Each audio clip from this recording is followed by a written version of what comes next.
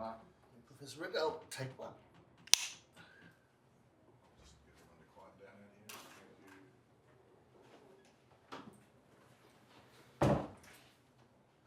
Hello, Roger. How are Good morning. How are you, Stuart? you? Okay. I'd like to start this just by discussing. Come closer. That's great, thank you. How did you start in science? Why did you select science? I was always interested in science in high school, but I was also interested in every subject I was studying at that moment. And when I went off to university to enrol, I was intending to enrol in the arts and changed my mind in the enrolment queue and chose science instead. I then spent a year doing science as an undergraduate, and at the end of that I switched to second year medicine. And I've toggled backwards and forwards between medicine and science ever since. So I had the opportunity to do a year of full-time research as an undergraduate, and I guess that's what really hooked me on scientific research.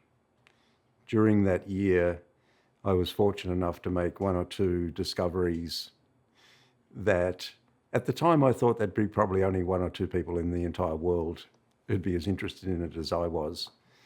But just that feeling of discovering something that nobody had ever seen before, I found completely addictive. And I've really been pursuing that on and off ever since throughout my career. No, you've got to tell us. Come on. Please just hold that phone to the studio and noise over here. You've got to, what? Stickers? Hearing stuff. There might be this door here. Oh, that's so Professor Riddell, take two. It is Riddell, not Riddle, is it? Riddell, yeah. Don't want to make the obvious mistakes. Just come in nice and tight. Yes, okay. So, What were they? You found the first person to see some things and excited you. What were they? And It's actually difficult to describe. I don't think this will be useful material. What I found was something about the properties of an enzyme that was quite important, that's turned out to be quite important for the way that the body handles a particular anti-cancer agent, although we didn't know that at the time. But it was just the thrill of discovering something about this enzyme that nobody had found before. okay, look, I'm willing to go down this path. So, what did you discover? Okay, just explain what you discovered, because I think it'd be thrilling, in any case, to be the first one to discover something or see it. And so, take me, please, through your journey then.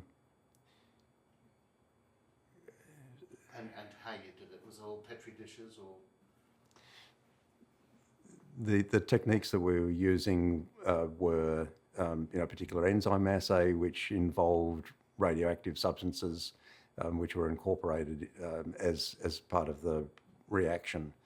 And it was the details of how the enzyme actually works, and how it adds molecules onto a particular vitamin, actually a vitamin compound.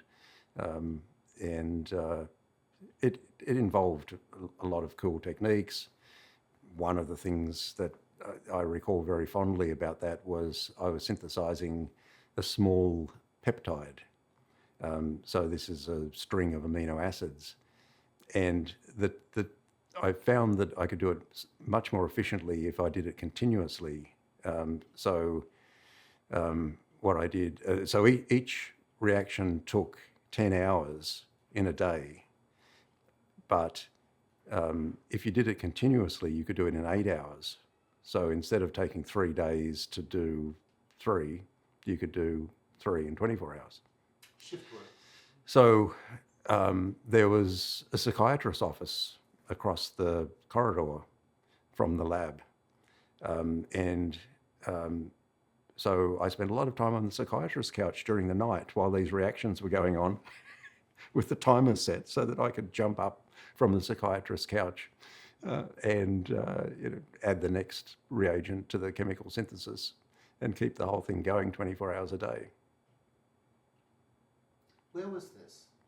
This was in Sydney. It was in Camperdown. It was in the grounds of the Children's Hospital, which was then located about 400 metres down the road from Prince Alfred Hospital and the University of Sydney.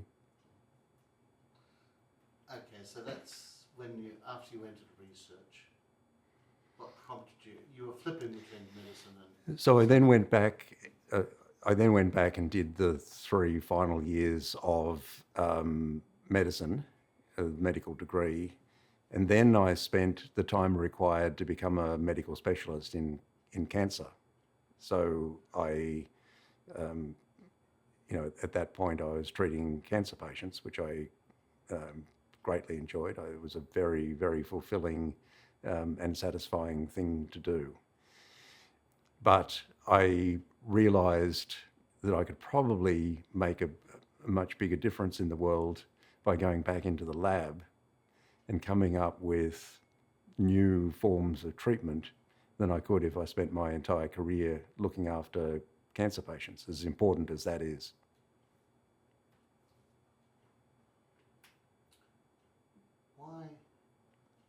Why did you pick cancer? Why did I pick cancer? Well, did cancer pick you? I don't know. I think one of the things that I particularly enjoy about research and about clinical medicine is just solving problems and discovering things. And there were a few areas in medicine that I thought were, areas where I could really do those things. It included immunology, included neuroscience, included cancer. And for reasons that are still obscure to me, I picked cancer as the area to focus on. I think my assessment at that stage was that cancer was more ripe for the picking than some of those other areas, which were equally interesting, but the technology to address them perhaps was not as advanced as it was for cancer. Wow. Okay. So, was it because you felt there was more work to be done on cancer, or there was more assets involved in trying to crack? And I assume we all thought at that stage there'd be one size fits all. We'll just cure cancer, and there's only one sort of cancer, and that's it. Is that long ago? I don't think we ever thought there would be a simple solution to cancer. It was very clear at that stage that it was a very complex problem.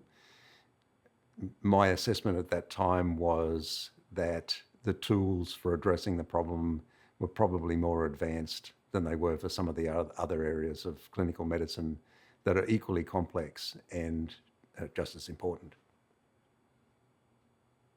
What sort of year was this? Just trying to put it in historical perspective. The 80s? When you were... Yes, so I did my medical training during the 1970s. Sorry, I coughed. Yeah. I did my medical training during the 1970s, and I did a PhD in the early 1980s. That was in cancer medicine and cancer research, cell biology of cancer. I then went off to the United States to do postdoctoral research in molecular biology of cancer.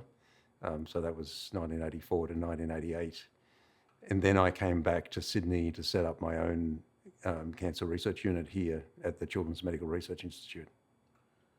How'd you wrangle that? How'd you get to the States? What 84 to 88? I don't know how these things work, so you didn't just pack your bags and go. You were invited, or did you make an application? And where did you go? So the process I followed was to visit a number of labs that I was interested in working in. So I went around to each of the labs that were my targets or potential targets, and I followed the usual course. It's a well-worn path where someone who's looking for a postdoctoral position presents a seminar, talks to people in the lab, talks to the lab head, and works out whether there's a match between your interests and the interests of the target lab. So it's not cap in hand exactly, but you're going around, and I'm just trying to make. You say it's a well-established, well-trodden path, right? It is, and it's the path that's more or less followed today, except of course there's much more electronic communication and ability to interact without having to be physically present in the lab. But I would advise most people who are looking for a postdoctoral position to actually physically go to the lab and talk to the people in person to see whether it's a good fit between your interests and your personality and the ethos and the interests of the lab that you're interested in working in intensively for the next few years. What was on your hit list? You said you had more than one. Do you remember? Yes. So I interviewed in Philadelphia, in Boston, in Washington, D.C. area, and also in San Francisco. They were the main places that I was looking at. And I settled on the National Cancer Institute in Bethesda, Maryland. Was there much of a culture shock when you went there for study? Is there any essential difference between scientists around the world? I guess is what the question I'm asking. Do they do things differently in America from here? Yes, there was some culture shock. There are not huge differences in the way things are done, but one of the main reasons for going to a lab and working in a different country is so that you can pick up those subtle differences in the way things are done, the way things are approached. Also to learn techniques that lab is particularly expert in, because every lab develops its own expertise. So it's very useful to pick up those techniques, those methodologies, and take them to wherever you're going next. So Bethesda for 4 years. Bethesda for 4 years. And then back here. Back to Sydney, and I've been in Sydney ever since. And okay, you're going to have to walk me through when you came from Bethesda to here, what happened in the process of what you did when you got back. I can't say it, of course, you've got to say it. I went beyond the documentary, which is just as well. So I was invited back to start a research lab in cancer at the Children's Medical Research Institute, which at that stage was still located in Camperdown within the grounds of the Children's Hospital, Royal Alexandra Hospital for Children. And that institution then moved to Westmead in the early 1990s, around the time that the Children's Hospital was also planning to move west to where all the children are. And the Institute's been here ever since. So that was 1993, essentially, that we moved in to the new premises out at Westmead. How does that work? I mean, when you're invited to set up a clinic, so someone's had the idea and then looked to staff it, or you had the idea and said you pitched the idea to them, and what's your central aim? Is there a central aim? It might be a hydra, there might be more than one aim, but I'd like you to explain it if you could. The research interest that I developed while I was in the United States was to understand a property of cancer cells that's common to almost all of them. And that's a property called immortalization. And immortalization refers to the ability of cancer cells to go on reproducing themselves relentlessly without any apparent stop. That contrasts with normal cells, which in the main have a use-by date. So they're able to reproduce themselves maybe many times during our lifetime. They need to do that to maintain the body. But they have a fail-safe cutout mechanism. They're able to reproduce themselves a certain number of times and then they stop. Cancer cells manage to evade that because otherwise they would have a limit on the cancer cell's growth. So it was that fundamental property that I became very interested in and set up a lab in Sydney here at Children's Medical Research Institute to investigate that. So the Children's Institute existed before you came here? It did, yeah. So, So- your big question is, why isn't the cancer cell, why aren't the cancer cells dying like everything else? That's exactly right. So, Could you say that? yeah, so what we wanted to know was why cancer cells don't have a use-by date in the same way that normal cells do. At that stage, the molecular details of it were completely unknown. We had no clue as to what were the molecular details that made that happen. During my time in the US, I'd found experimental ways of converting normal cells into cells that were immortalized. So we knew how to do that in the laboratory dish, but we didn't really understand what the processes were. We were using viral genes to set the cells up so that they were in a position to undergo additional changes, which spontaneously made them immortalized. You better explain viral genes to me so I understand why that's important. As what you use viral genes, why? And what are they? It had been discovered empirically that infecting human cells with certain viruses allowed them to become immortalized. It wasn't enough for them to become immortalized. Something else was happening spontaneously in the dish. But infecting the cells with those viruses was a way of going through the whole process of taking a normal cell through to becoming immortalized. So essentially, what I set out to do was to understand what it was that those viral genes were doing to the human cells and what the additional things that were happening spontaneously in the cells were, so that we'd have a complete picture of the whole process from normal through to immortal. Okay, this is going to be a simple question, but you're going to hate it. You've gone from flying blind, basically, when you started you were flying blind. What have you discovered since then? A little bit? A lot? We understand most of the process now. What we learnt fairly early on was that the viral genes were interfering with several human genes that we call tumor suppressor genes. So tumor suppressor genes act like brakes on proliferation. And the viruses encode proteins which basically interfere with the function of those tumor suppressor genes, so they don't Release the brakes. yeah, so essentially the viral genes are releasing those brakes. What we also found was that that's not enough. Something else has to happen in those cells in order for them to go all the way through to becoming immortalized. What that additional step involves, and again, this was discovered in subsequent years, I'll just start that sentence again. Whenever you feel uncomfortable, whatever, that's all fine with us. The additional step involves structures at the ends of chromosomes called telomeres.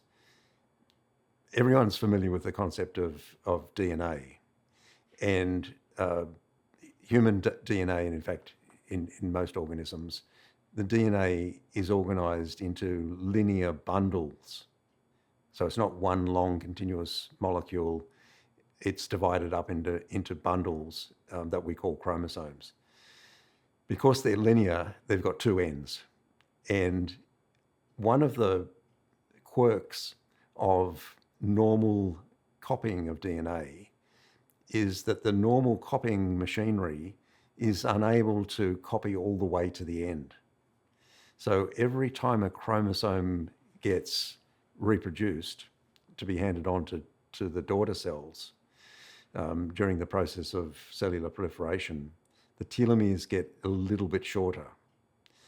And it turns out that's a very important part of the mechanism for normal cells having a use-by date.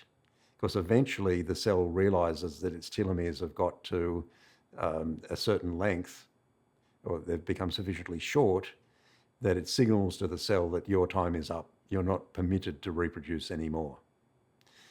And it's that process of normal telomere shortening that immortalized cells have figured out how to overcome.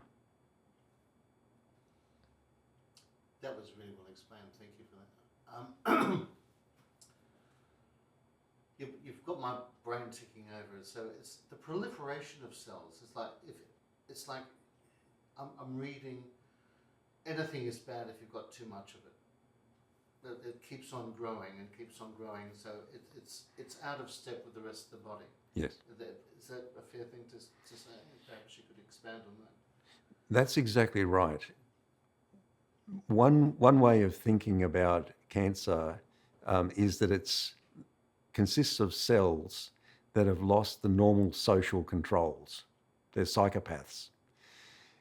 The normal cell will undergo proliferation when it needs to, and there are all sorts of circumstances where that's required. In the case of the blood system, there is programmed maintenance. So the cells turn over, in the case of red cells, every 120 days on average. So there has to be a massive amount of proliferation to replace them on an ongoing programmed basis.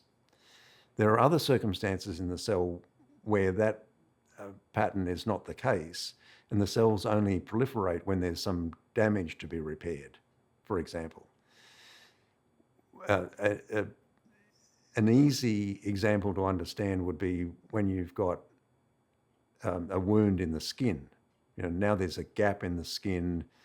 The body repairs that by filling in, mostly by having cells proliferate. And so now there are enough cells to fill in the gap. The wound heals over. Cancer cells are like a wound that never stops healing, or a wound that never heals, because those cells, instead of stopping when the wound is healed, they just go on proliferating when they shouldn't.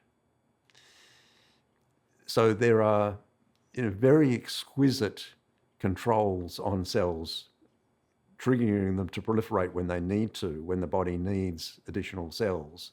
But there are equally exquisite controls about telling the cells to stop proliferating when enough is enough. And the cancer cells have lost those normal social controls. If I used to use a metaphor, and we're downtown, are the cancer cells again roaming the streets, beating up other people, or is that a good metaphor or a bad one? Because we could film that. Don't know whether that's a particularly good metaphor. Well, I'm leaning towards a metaphor because you're saying social, and I think people won't understand social if we try and shift it in the human society. Yeah. So is there equivalent? And it's okay if there isn't. I'm just reaching at the moment. So come for a journey with me. What would be a good metaphor for that? I should have thought of that in advance, shouldn't I? Well, we just thought about it now. Well, you've got, it's Friday night, you've got everybody at the pub, they're all social, they don't want to go home, is that it? And the cancer cells don't. No, that's not a good one either. Maybe a better analogy relates to ecosystems where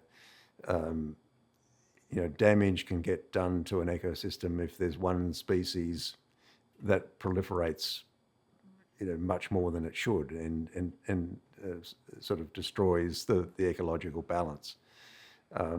So again, in ecosystems, there are checks and balances.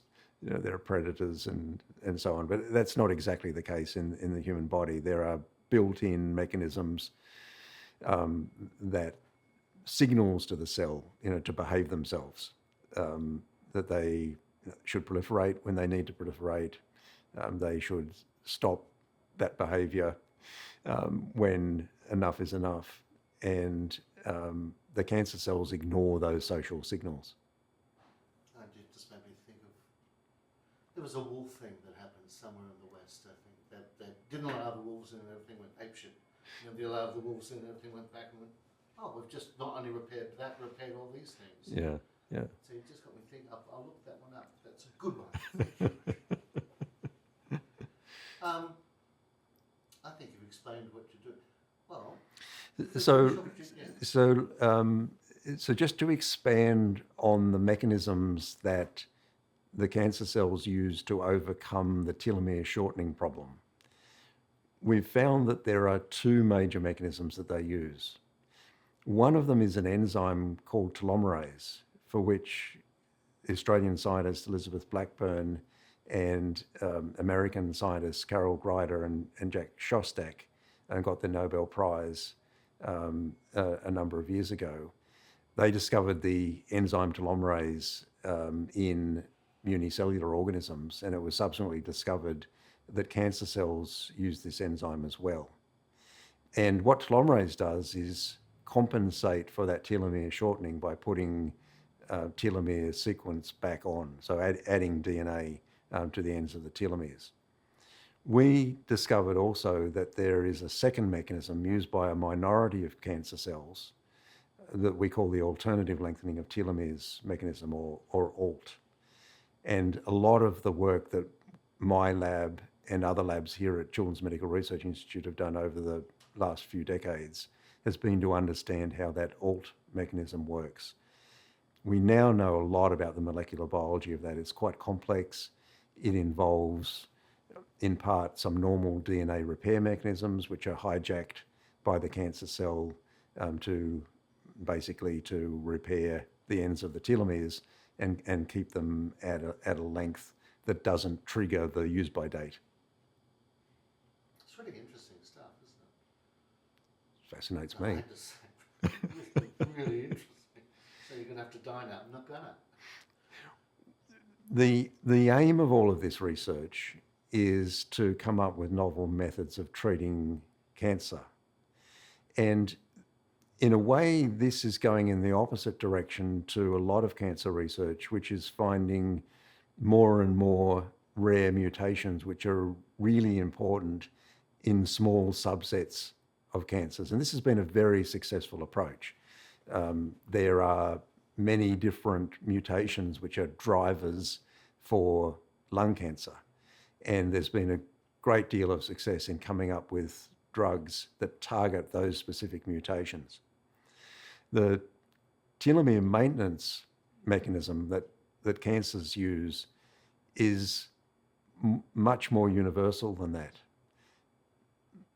Something like 85% or 90% of all cancers use telomerase.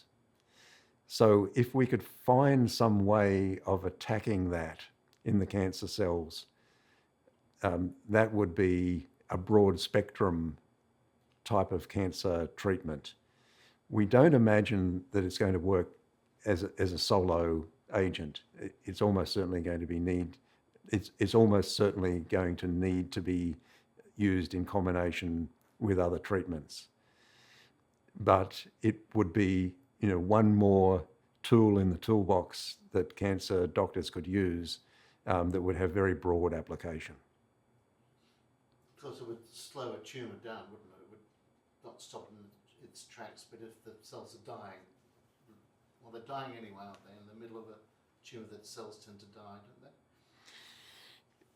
One of the conceptual difficulties with using drugs that inhibited telomerase is that in many cases they would take quite a while to work.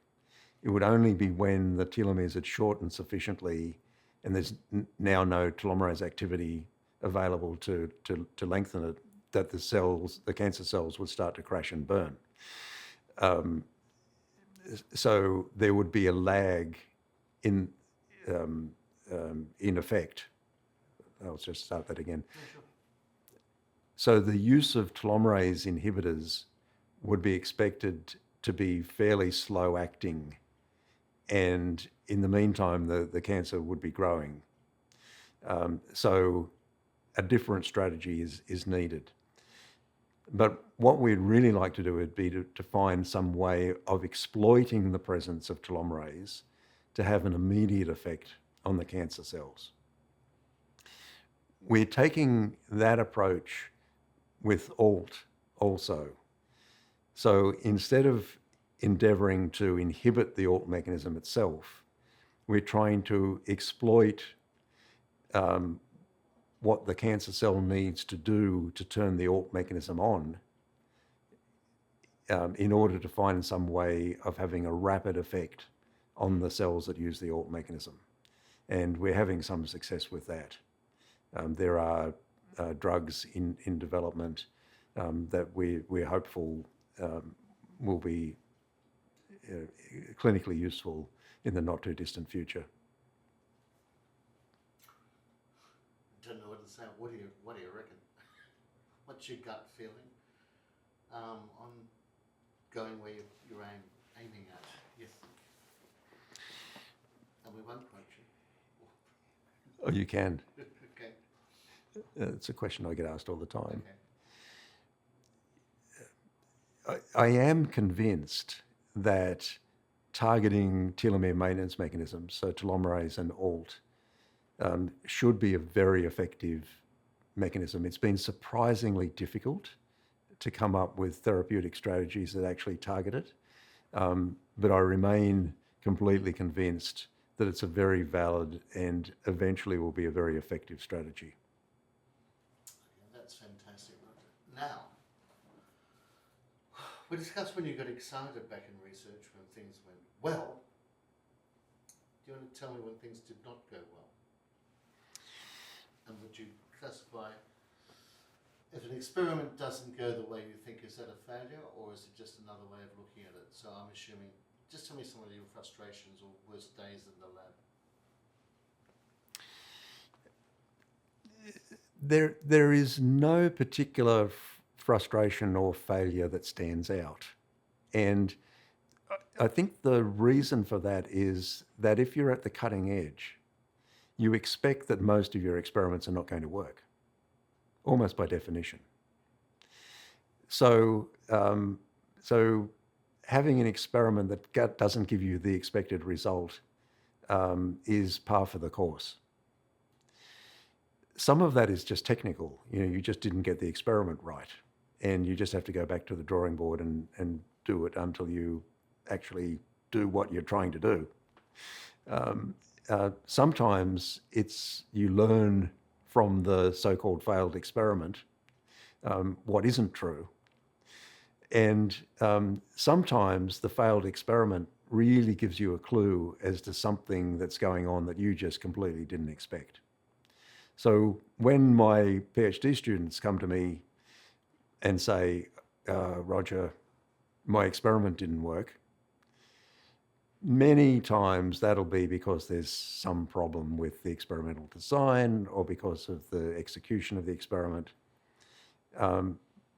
But if we look at it and we think that was really well executed and the result is different, that's when I really start to get excited because unexpected results really can provide an insight that really leads the field forward. I love that. It's always, whoops, oh, hey. So I'll make another comment on that about failure. One of the research as a career can be a fairly precarious life because you're very much dependent on grant funding, and the grant funding is dependent on making progress that other people can see. And that can be quite inhibitory to doing really ambitious and risky experiments. I regard myself as being very fortunate in that I was clinically trained. I had a medical profession I could go back to if the research didn't pan out. And it really gave me the mental freedom to do risky experiments and pursue ambitious aims that had every possibility of failure. And I really do, feel for researchers that don't have that backup plan, because I think, in some circumstances that can really constrain your thinking, and really force you to concentrate on incremental advances that are likely to impress the granting agencies, rather than go for the really big goals. I think research is fascinating. I mean, we both grew up, I think, during the Apollo program and all the research that got chucked into that, not knowing where it was going to lead. I mean, probably ended up with microwaves. We ended up with all sorts of stuff no one would have thought. And that just research in itself is the expansion of human knowledge. I think is a wonderful thing to undertake. Did you ever have any inspirations, or people who inspired you, or events that inspired you to push you forward, or not? I'd really like to amplify the comment you just made. Most of the really big advances have come from research into areas where it really wasn't clear what the practical application would be. Telomerase was discovered by Elizabeth Blackburn and Carol Greider, who are investigating a medically irrelevant organism. And they were pursuing what their scientific peers realised was a very important scientific question, but which had no obvious clinical application at that stage. And I think it's really important that our funding systems make room for those fundamental discoveries. And I do really fear that the push to translation is as important as that is, as critically important as that is, needs to leave room for really high quality basic research where ultimately all of the big advances are going to come from. It's fun too,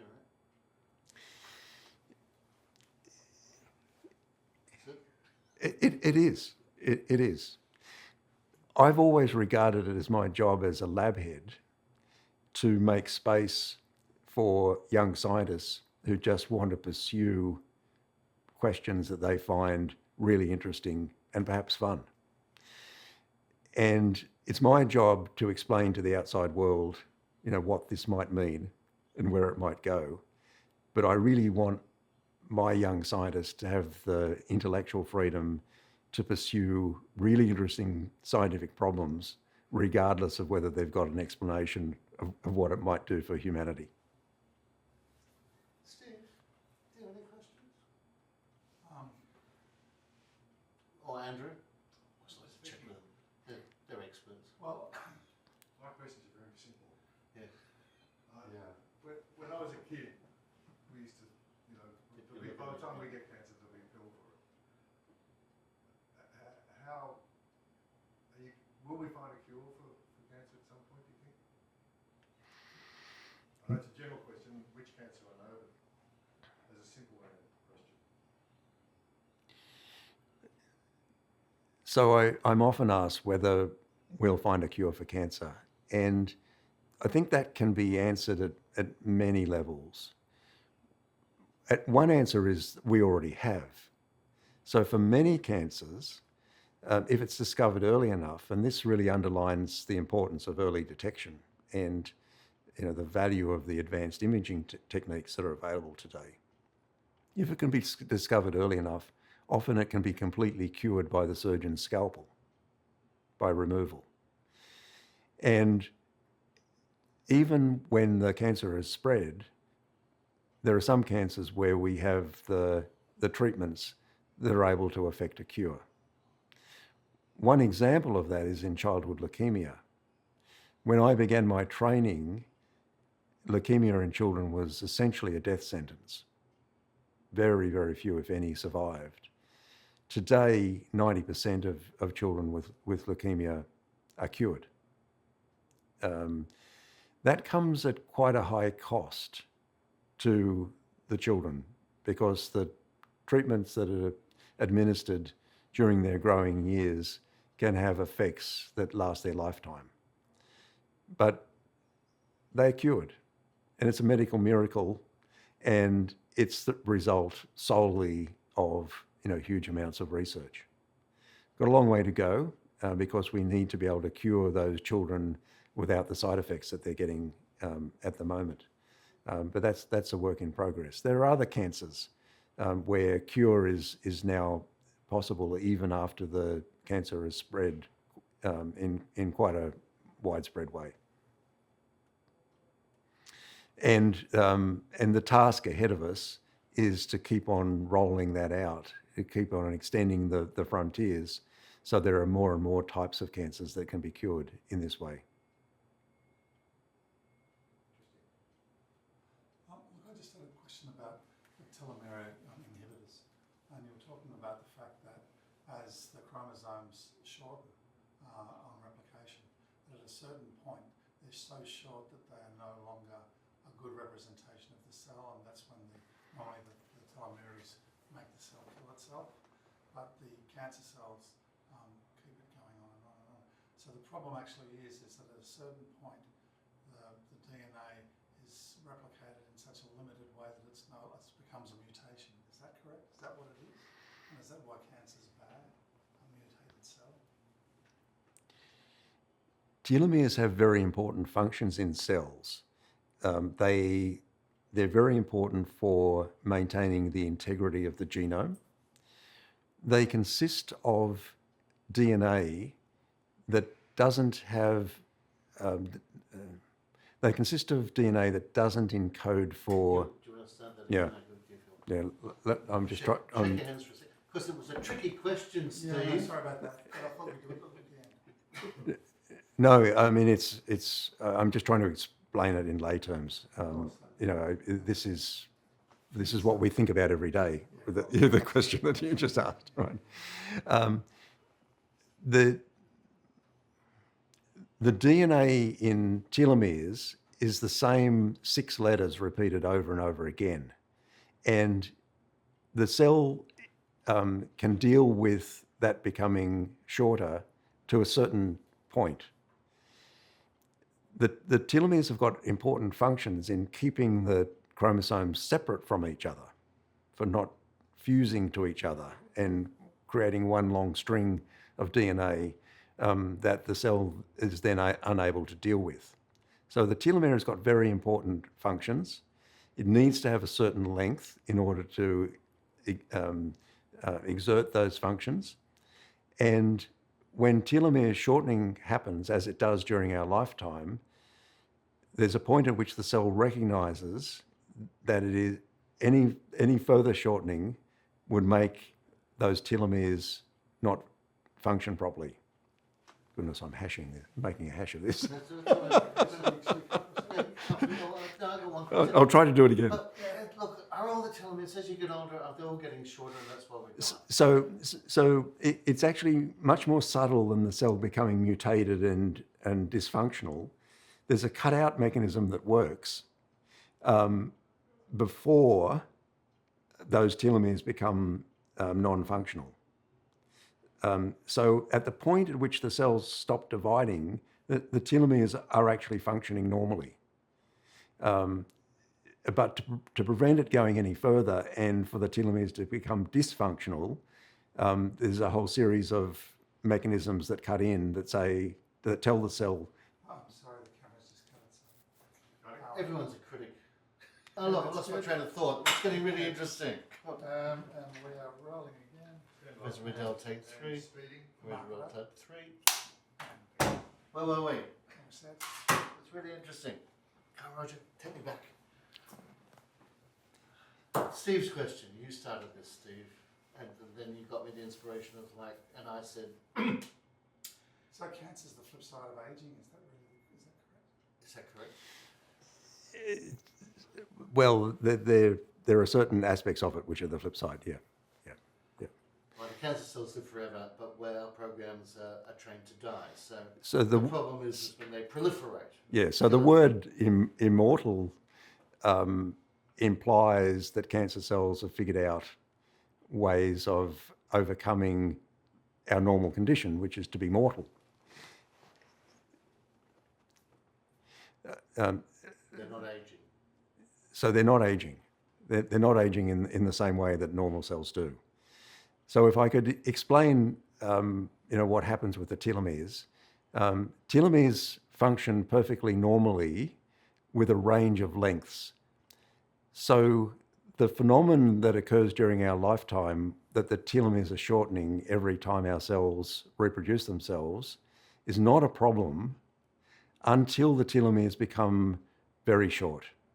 And at that stage, they can't exert their normal functions. At that point, and before the telomeres become dysfunctional, there are signaling mechanisms that tell the cell it's not permitted to proliferate anymore.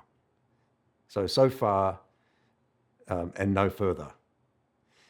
At that point, the cell doesn't necessarily die. It enters a state called senescence, which is just a word for meaning it's aged. And the key feature of a senescent cell is that it is not permitted to proliferate. It can sit there, it can function relatively normally, but it's not permitted to expose its telomeres to any further shortening. That's what cancer cells have overcome. So in that sense, cancer is the flip side of aging. So the cancer cells are trying to save us. No, not at all. No, not at all.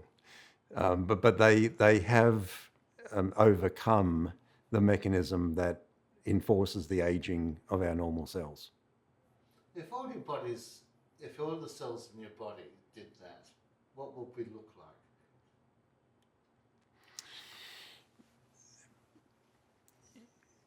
like?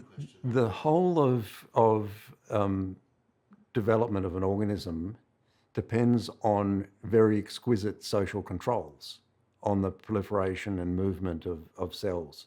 So we start off as a single fertilized egg, single cell, and we end up as a formed human organism. What that means is that the cells have to proliferate in various niches and compartments, form an organ, and then stop. If we didn't have all of those controls on proliferation, we'd be just one amorphous blob. I've met somebody who is. No, we all have. One was in court yesterday. No names. I don't know, I'm pretty happy. Are you happy? Yeah, look, it's really interesting that cancer kills you because, in fact, it actually makes such a massive tissue that it strangles all of the organs in the body, and that's essentially what kills you. And that's because cells mutate.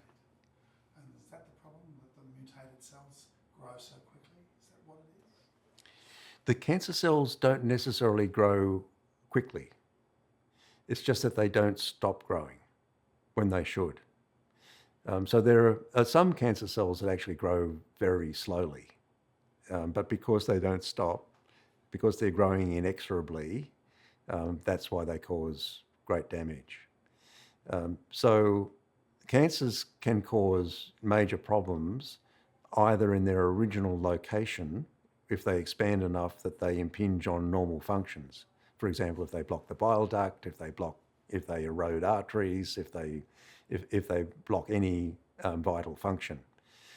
They also cause a lot of damage if they spread to other locations and do the same thing in other places. There's a special circumstance where cancers that otherwise wouldn't be considered malignant, if they're present in the brain, just because the cranium is a closed space, so-called benign tumours can be lethal because they're expanding and impinging on normal brain functions.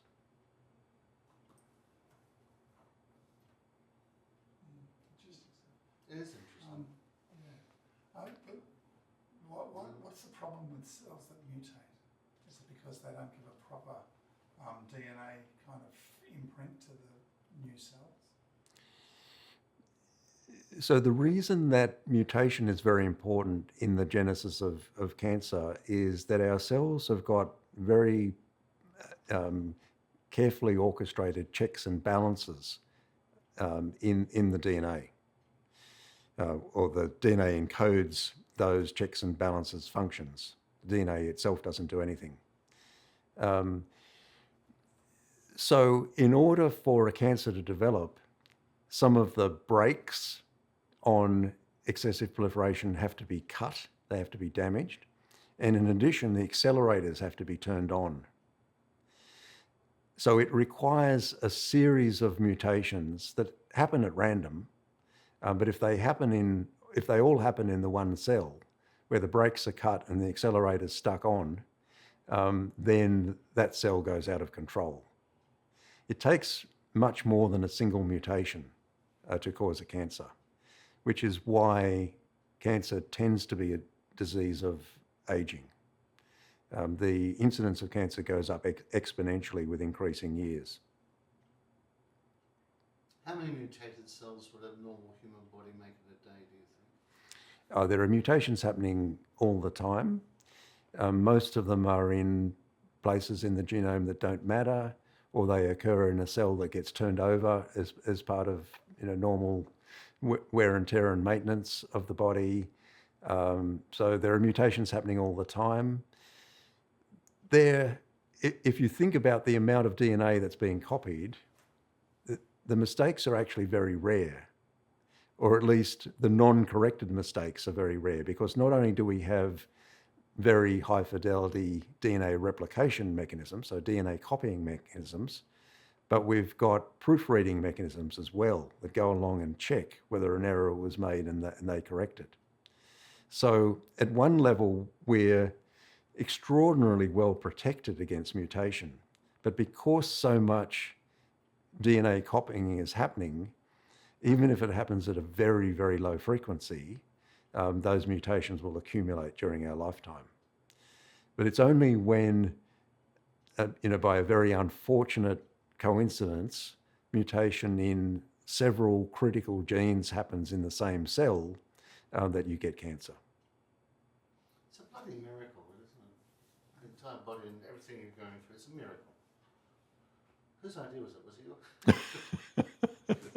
I didn't come up with the idea, no. I take no responsibility for human beings. It's giving you a career, it's giving you a job for life. It was. Um, I'm happy. Yeah. Andrew, Yeah, any simplistic questions you've got in the back there? which I'm good for. No. No, I think it's good. Not even where babies come from? Cut. I'm not rolling. Second clap. What's it? Second clap. Go up a little higher with that. Oh, sorry. Oh, okay, now, No, before we go back, just Yeah. get the flow up again. no, well, If you're going to go off piece, we may as well front. look, it's just that I'm curious about it because we've been hearing from a lot of different researchers and it's all very particular parts of it. But what the big picture story seems to be is that I was under the impression that cancer is caused by external conditions and the cells mutate because of those conditions, and that's what causes the cancer, which grows. And so it doesn't seem to be that that's part of it. It seems to be part of the normal cell replication that goes wrong outside of any other external influences, apart from drivers like cigarette smoking or poison or radioactivity or whatever. So what we're interested in is kind of, how the cancers actually work and how they actually sort of strangle the organs. If you could just talk about that very simply. So cancer is essentially a disease of DNA. That's oversimplifying it a little bit, but not by much. The source of the errors in the DNA are multiple. What we're all familiar with is the external causes. So ultraviolet light, unfortunately, interacts very effectively with DNA and causes particular types of mutations in DNA. So hence ultraviolet light and skin cancer. There are chemicals that interact with DNA and increase the rate of mutations. There are gamma rays are very effective at damaging DNA. But there is an underlying copying error rate in the DNA itself.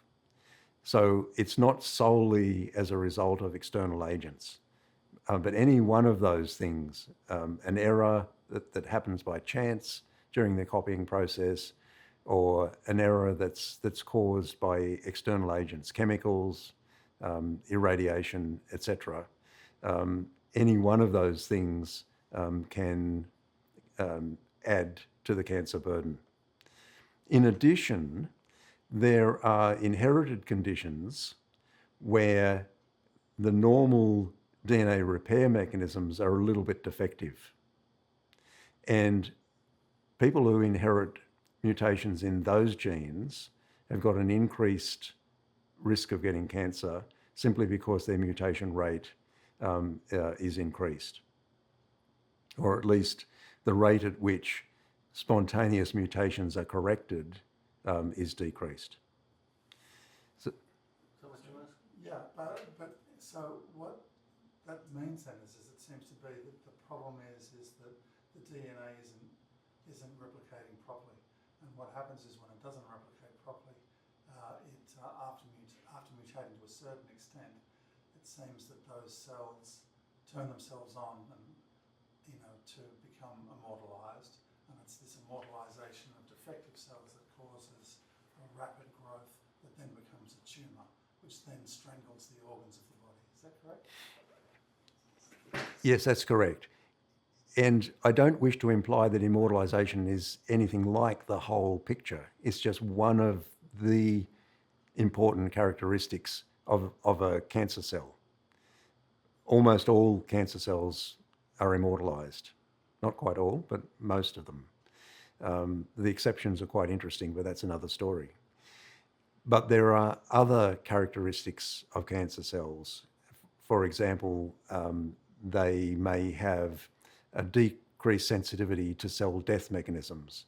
They may have increased sensitivity to growth signals. So there's a whole range of properties of cancer cells. Many of them learn how to evade the immune system.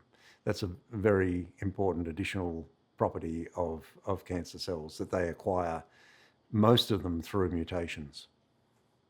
The hallmarks of cancer. The hallmarks of cancer. There's 6, are there? There's more than 6. Yeah, there's more than 6. You don't remember them all, do you? I don't. Yes, I could go through them, but Okay. no. I haven't got that sort of time. It wouldn't be smooth flowing. I'd be racking my brain to. What are the big 3, big 4 you've covered that probably? Immortal? I mean, I think the important things to think about are immortalization, which in itself involves loss of breaks, loss of tumor suppressor genes. It includes activation of drivers, things that have a positive effect on cell growth. And in the case of immortalization, it's avoidance of telomere shortening. But avoidance of cell death, avoidance of the immune system, there are many other features. The ability to stimulate the growth of blood vessels is another important property of cancers.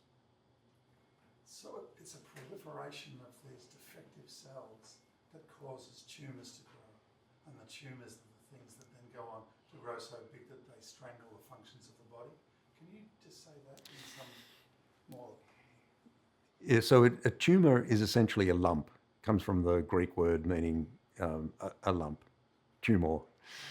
And they consist primarily of cancer cells that are growing out of control. Not necessarily really rapidly, but out of control. But the cancer cells, in order to get beyond a certain size, have to co-opt other body functions. For example, they have to get themselves a blood supply so they don't run out of nutrients. Typically, they attract the immune system So often you'll see some immune cells in the cancer as well. So they also co-opt, other structure-forming cells like fibroblasts. So the tumour itself not only consists of the cancer cells, but a complex ecosystem of cells and structures that the cancer cells assemble around themselves. So, in a way, then the tumour has its own intelligence to survive and to proliferate in the body by co-opting the body's own mechanisms?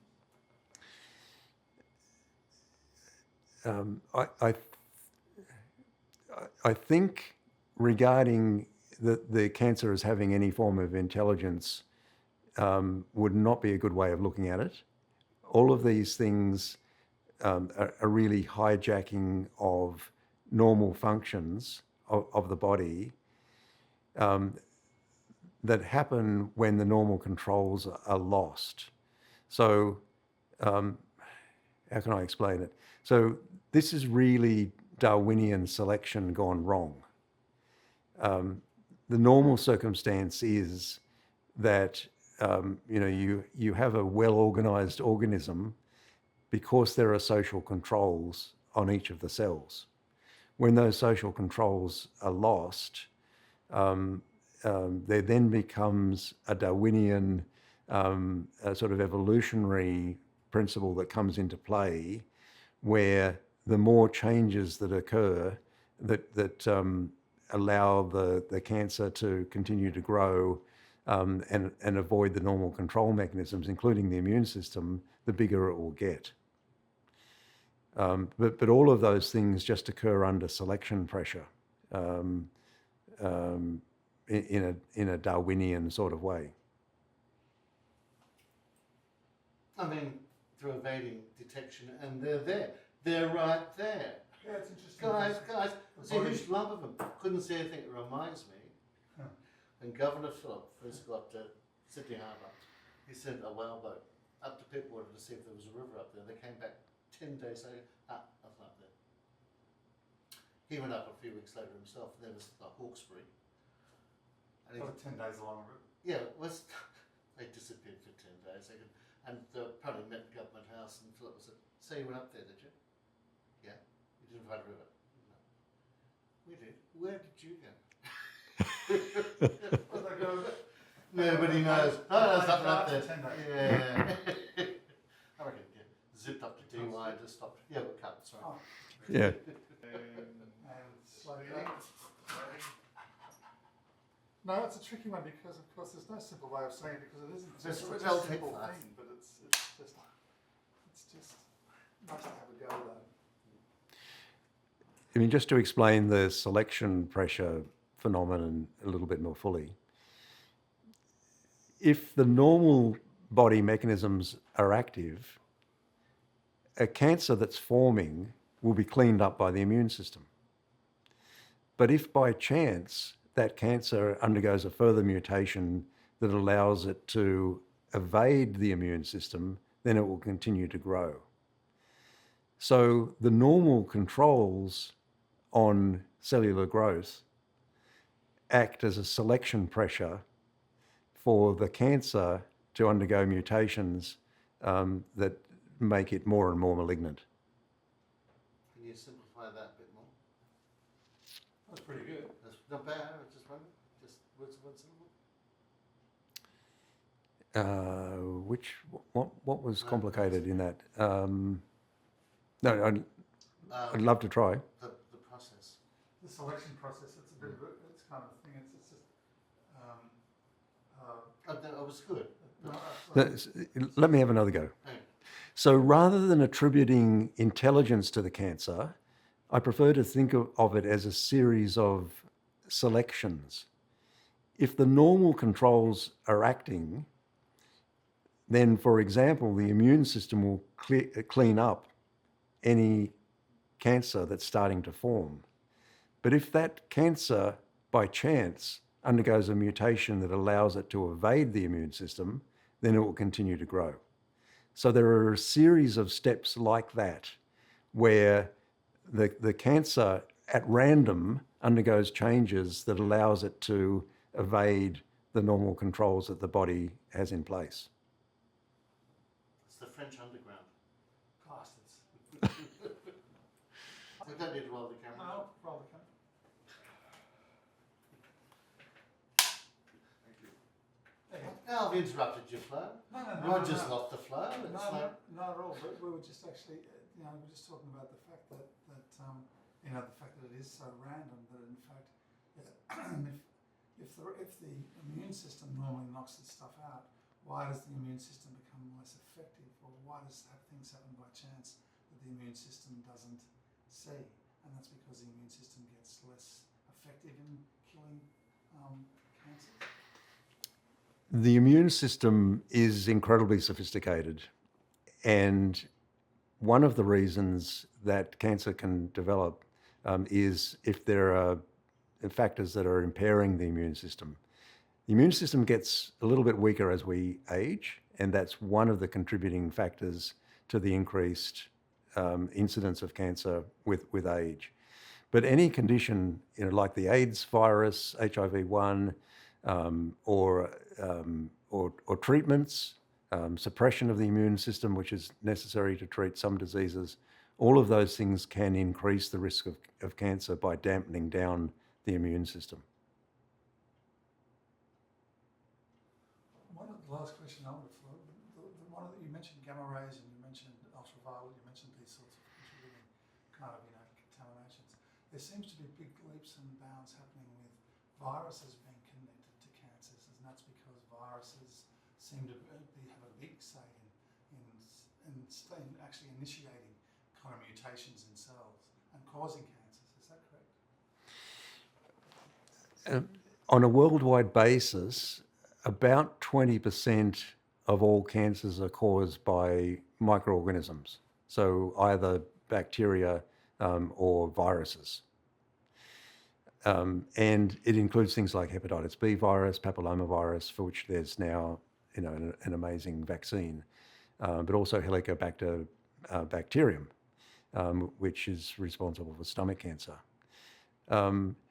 What the viruses mostly do is interfere with the normal controls on cellular proliferation. What many viruses are designed to do is to put their genetic material into your cells, hijack the proliferation mechanisms in their favor, so that the DNA production mechanisms are now subverted to making lots of virus. In that process, they overcome normal checks and balances on the proliferative mechanisms, usually temporarily.